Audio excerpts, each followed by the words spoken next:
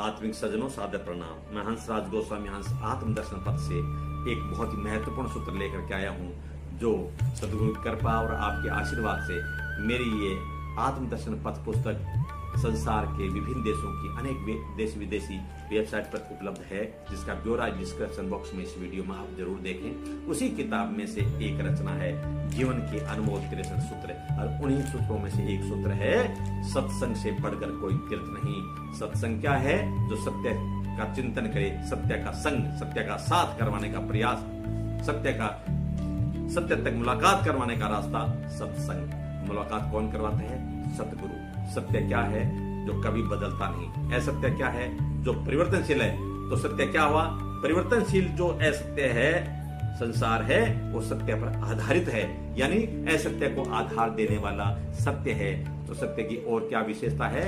जो तीनों कालों में एक जैसा है, यानी वर्तमान, भूत, भविष्य में एक जैसा है। और क्या है? अजर है, अमर है, अक्षय है, सत्य है, साहिब है, सर्वव्यापक है, सृष्टि का आधार है, अविनाशी है, नित्य है, निर्लेप है और अनादिकाल से चला रहा है, इसलिए सनातन है। तो ये सारे गुण किसमें हैं?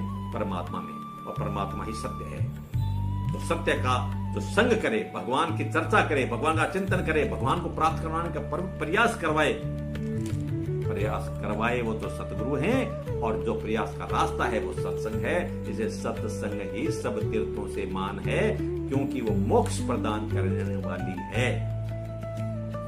आत्मा का चिंतन, विवेक की जागृति, आत्मबोध करवा करके सतगुरु जिस आत्मा को परमात्मा में विलीन करवा देते हैं, उसका जन्म मन मिटवा देते हैं। इसलिए ये सत्संग महान है। तीर्थों से महान क्यों बताई गई है? क्यों कि इस सत्संग का जिसने सानिध्य प्राप्त किया तो वो मोक्ष का अधिकारी बन गया।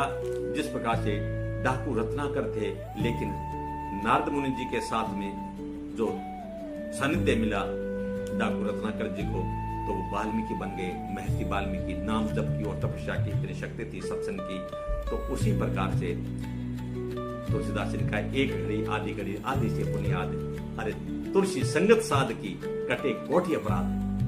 और इसको और तीर्थों से महान क्यों बताया गया है? क्योंकि और तीर्थों के अंदर जाएंगे, जैसे मान लो कि गंगा जी के स्नान करने के लिए आप हरिद्वार गए, आपकी श्रद्धा है, आपने स्नान किया, लेकिन चोर की श्रद्धा आपके सामान पर है, वो सामान लेकर के, आपकी चंपलें लेकर के भी गंगा के अंदर स्नान करता हुआ बाहर निकलेगा, क्या उसका कल्याण हो जाएगा? नहीं ना। लेकिन सत्संग के अंदर बैठने वाला डाकू रत्नाकर अगर वाल्मीकि महर्षि बनकर के रामायण के रचयिता बन सकते हैं, तो हर कोई दुराचारी भी अपना कल्याण कर सकता है। ये सत्संग का महत्व है, ये सत्संग की महानता है। इसे